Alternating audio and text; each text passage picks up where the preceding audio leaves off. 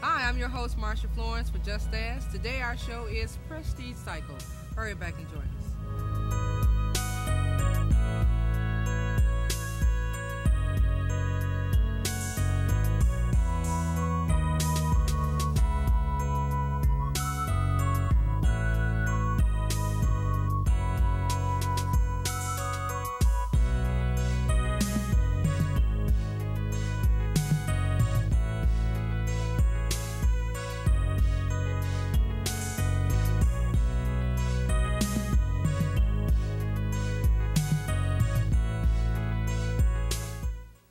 Hi, I'm your host, Marsha Florence for Just Ask. Today our show is Prestigious Cycle. And with us we have the co-owner, Andy Anderson, and Vice President of Michigan Adaptive Sports, Jennifer Hoffman. Take it away, Jennifer.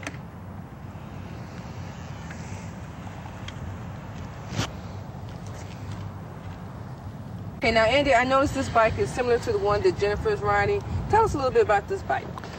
This one is different from Jennifer's to the extent that it's designed for a casual cyclist. Okay. Jennifer races. She's an athlete.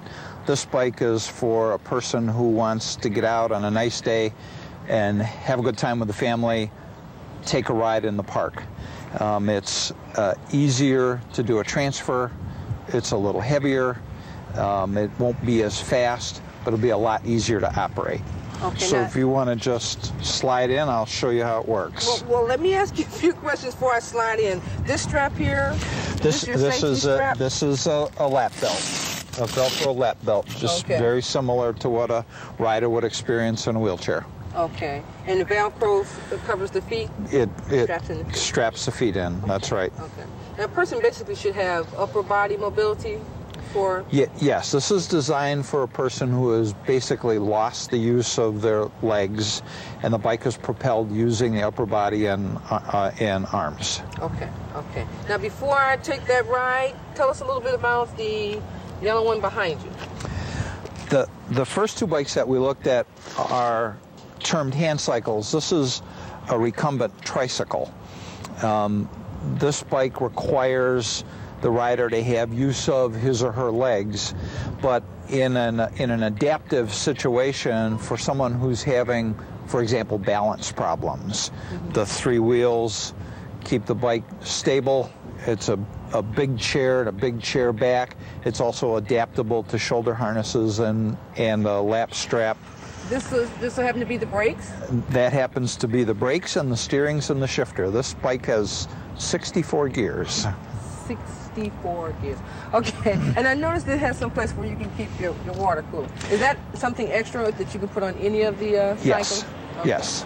Okay. Well, this is nice. Okay, so and back here, is this where you can carry your stuff at? Locate your carry-on? If you look at the back of that bike, you can put a basket in the back of that bike, and you can go to the grocery store. You can carry your puppy. You can carry a case of Coke and a picnic basket. Whatever you need to do when you go out for a ride. Now, Andy, I'm not trying to be funny, but I got to get the guys to get a close-up of the dice on the air tab. On the air valve. Okay. What's the purpose of the dice? To get somebody to ask me about it. Okay. I'm asking. What's the? It's just a cap, and it's just cute. That's very cute. Okay. And what is this right here?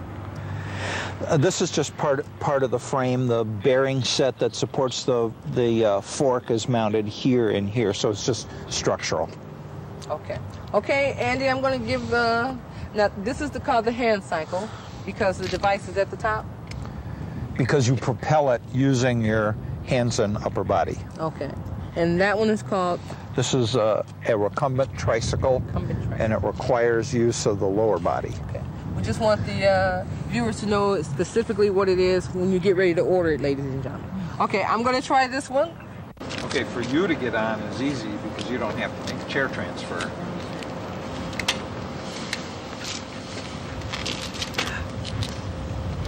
All right, now, the brakes are operated. You're going to propel the bike this way, both hands at the same time, and the brakes are just to pull backwards. So when you pull backwards on the brake, on the pedals, hand pedals, it will stop the bike, and when you propel it, you need to throw your whole body into it. This bike has 7 gears. Jennifer's bike has 27, and the gears are shifted by pushing this button down or up. Okay, gear 2 will do fine for me. Okay, okay. So I need to be strapped into the pedals. If you need it to be strapped in, but if you want me to, I will. That's up to you. I think I better be safe inside if I can get strapped into the pedals. Better off not. Better Off not, because if she goes to tip it, we're gonna bow to the expert. Okay. Also, there's a parking brake. Okay, so right now we have a parking brake engaged. So while you're going through the transfer, that the bike isn't moving around on you. Okay. And as soon as you're positioned and strapped in, then before you get going, you're going to have to just press the pedal, and that little latch will snap open, and you're on your own. Okay, you can put it back yet? Okay. Okay, I understand. Now, does all the cycles come the same way with the safety mechanisms, so they won't roll or anything? No. Okay, so that's an added extra feature. Okay. All right, ladies and gentlemen, I'm taking a chance here. Do I need a helmet? Okay. Promote good safety. Okay. Yeah, it's a bad thing for you to. All right. We're gonna mess up your do. It's okay.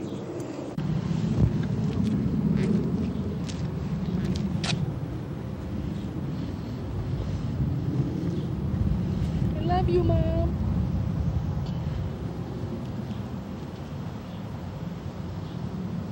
You know what's going through Jennifer's mind right now? She spent probably a year getting this thing in exactly the right place with her. Oh. And we just changed it. Okay. We're going to do this without strangling you. Okay? Okay. Alrighty.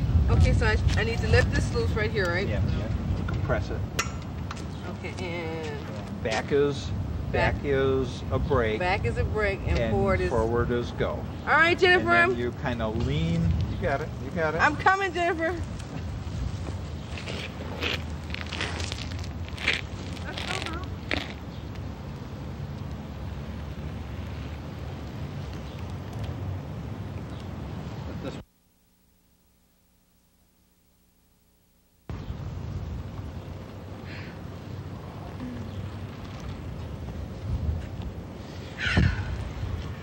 Well, ladies and gentlemen, looks like I got my exercise for the evening. We'll see you back in the studio.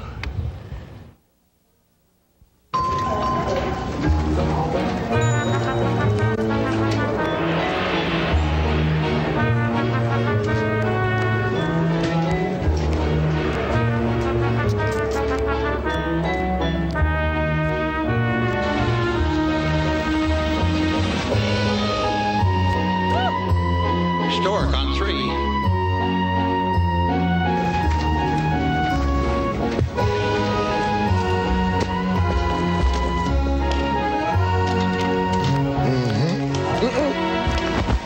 Oh, please come here.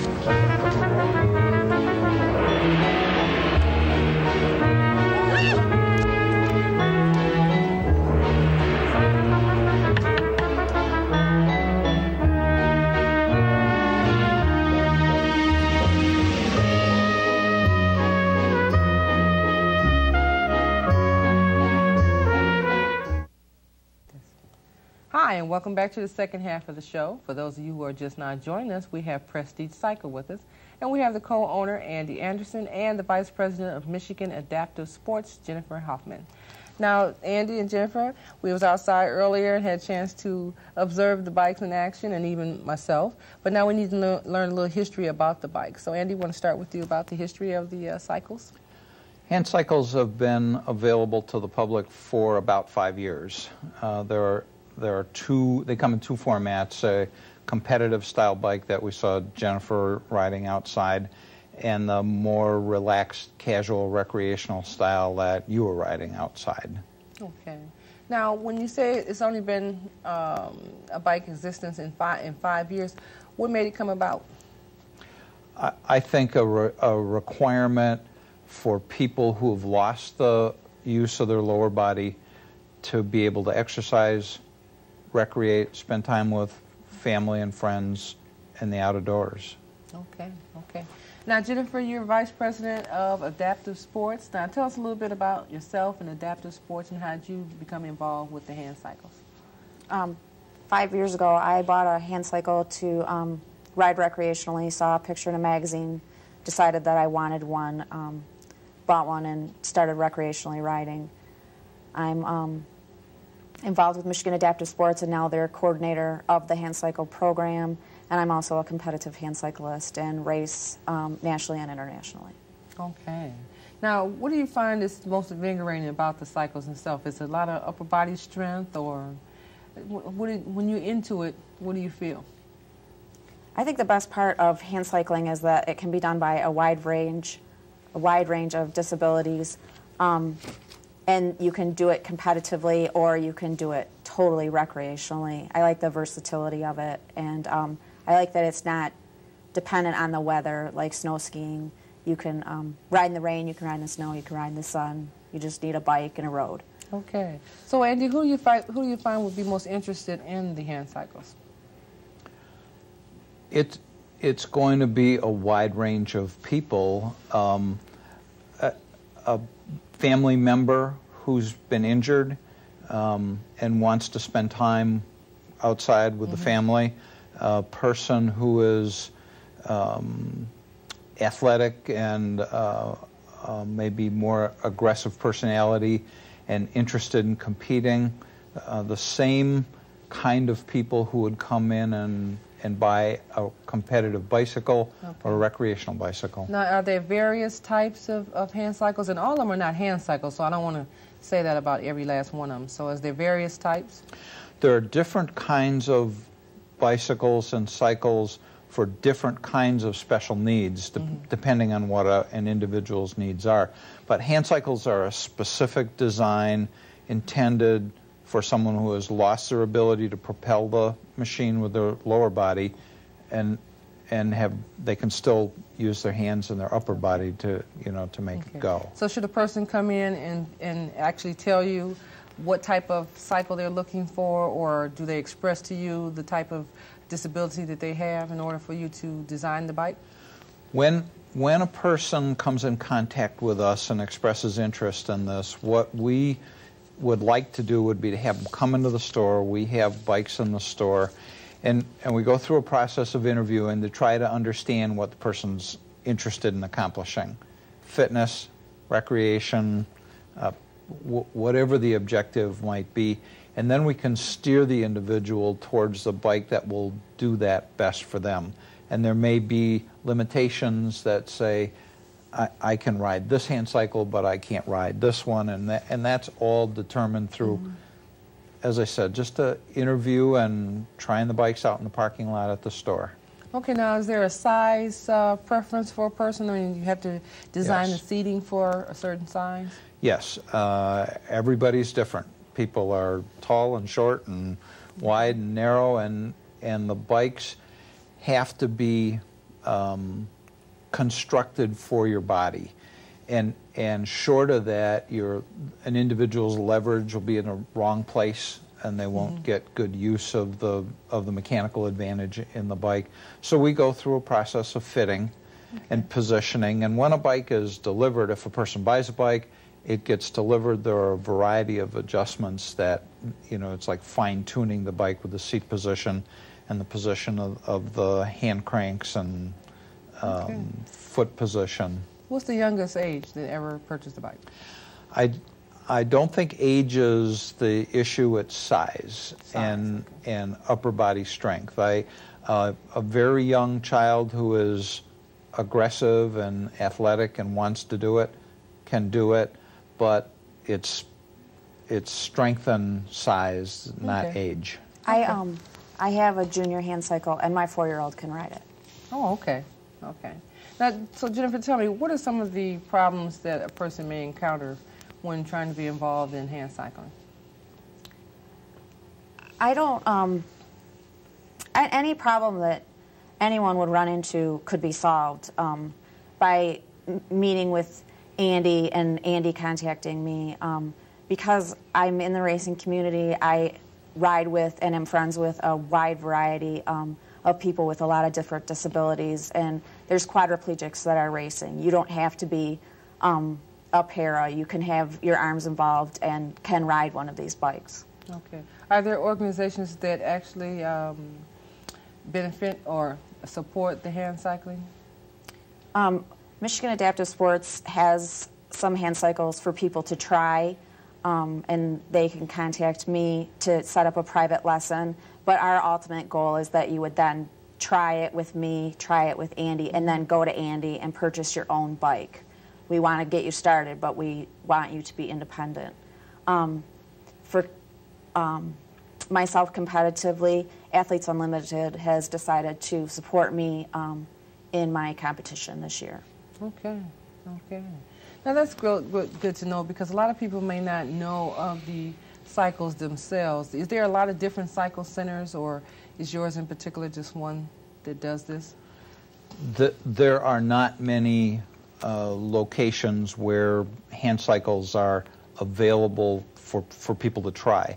And it's a real important step. The bikes are expensive, and it's important for somebody to have an opportunity to spend time on the bike to make a good decision about purchasing one. And there just aren't very many places that an individual can go. We also have a particular benefit that we offer to both potential hand cyclists and able-bodied cyclists, and that is the bike store is located astride a bike path. So when somebody wants to try one, it's very simple to just take the bike across the street, take it on the path, and you have a 10-mile test track.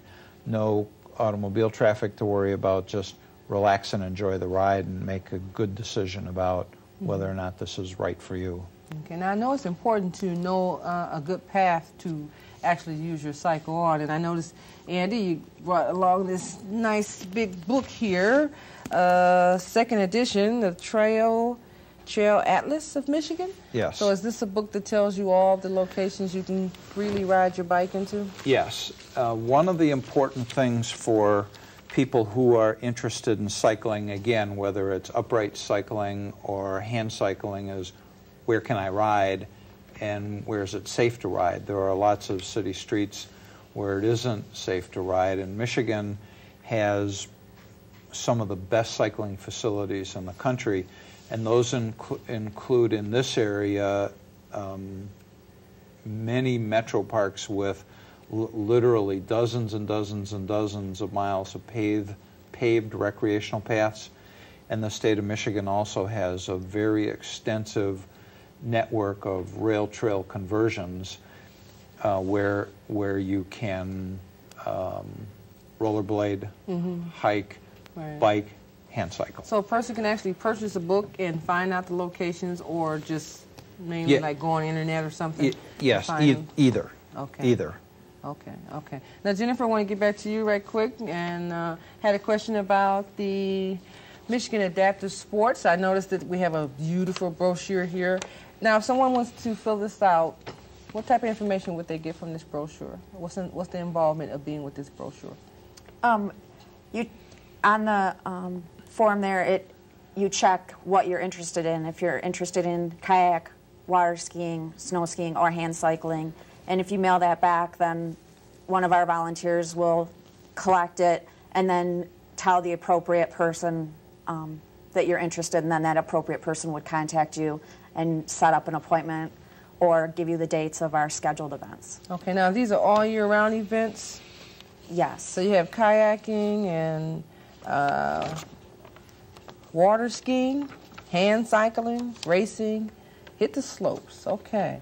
All right. I think a lot of people are not familiar with a lot of the activities that are involved or are available for persons with disabilities, and this has got to be a great way to find out.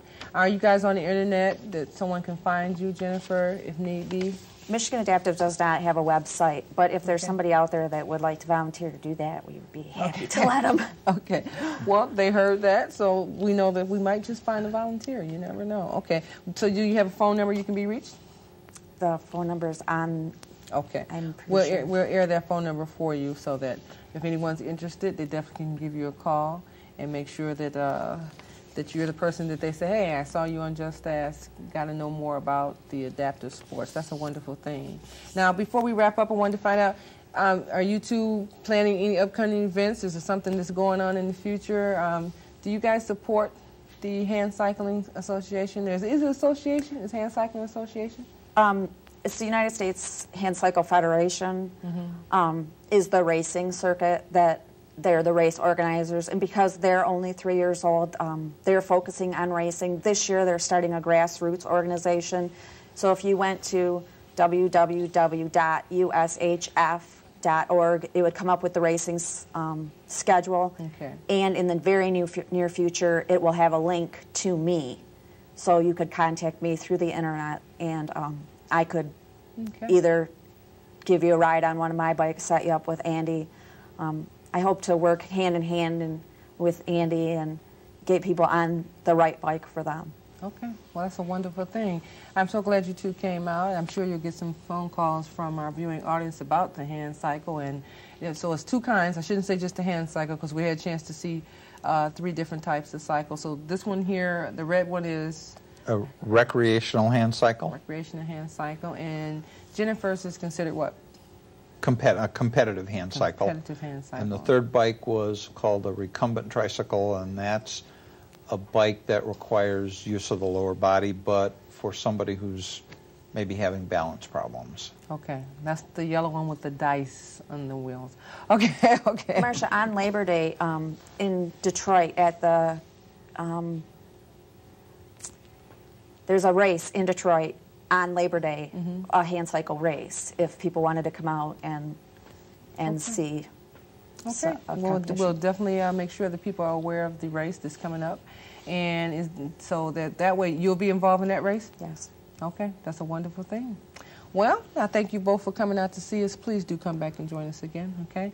And we'll make sure that we put the phone number up for the Michigan Adaptive Sports Association, okay? Thank you. Okay, well, ladies and gentlemen, you know how we are here. We're trying to give you some information that we think that you need. Adaptive Sports Association, we'll give you that number at the end of our show.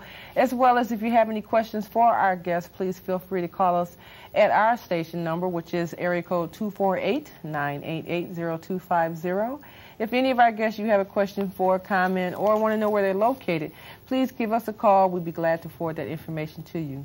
Well, as you know, I'm your host, Marsha Florence, for Just Ask. But what do I always say? If you know someone with a disability, don't be afraid to ask. Just ask. I'm your host. Thank you.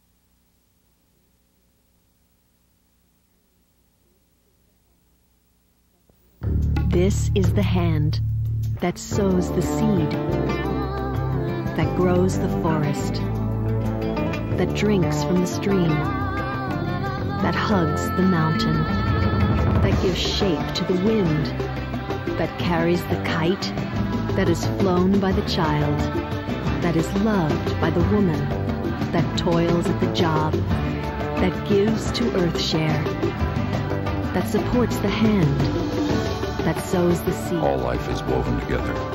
How can we choose which environmental cause to support? Earthshare, the workplace giving program, makes it simple by bringing the leading environmental groups together under one umbrella. Support Earthshare, and you support them all, including the hands that sow the seeds and protect the forests and the streams and the children. To learn more, please visit our website. I hang out with a pretty trashy circle. The circle that helps this circle by recycling trash. We sort glass, plastic, separate cans, stack newspapers and magazines. Now, thanks to us, there are lots of products made from things we've already recycled. This cereal box wants your Sunday paper. These paper clips, in a more daring life, a 56 convertible. The circle works like this. It starts when we recycle trash at home and at work. It's completed when we buy products made from or packaged in recycled materials. How do you know the difference? Check the label for something called post-consumer recycled content. It looks like this. Make a mental note. Then buy the highest percentage of it you can find. You'll save a tree, you'll save energy, and in your own way, you'll help save the world. Complete the circle. Call 1-800-CALL-EDF for your free Buy Recycled shopping guide. 1-800-CALL-EDF.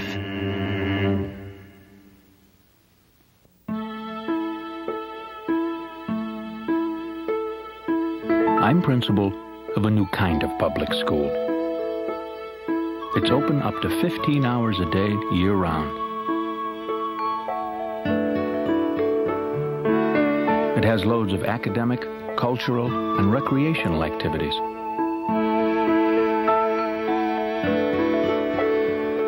We have medical and dental services right here. Our teachers have more time to teach. Our students are better prepared to learn.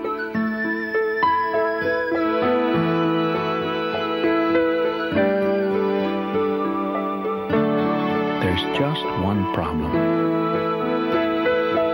We can't get the kids to go home. Find out how your public school can be more like this one. Call 1-877-LOVE-TO-LEARN. Dad, where are you going? I'm going to play a little golf. Why? Because it's Saturday, and that's the day that Dad plays golf. Why?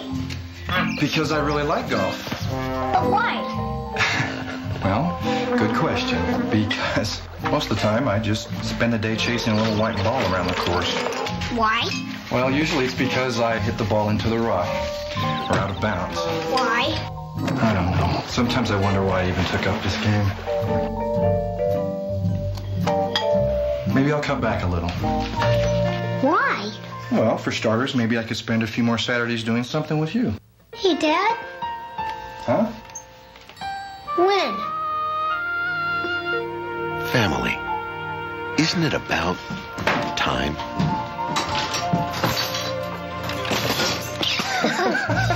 From the Church of Jesus Christ of Latter-day Saints.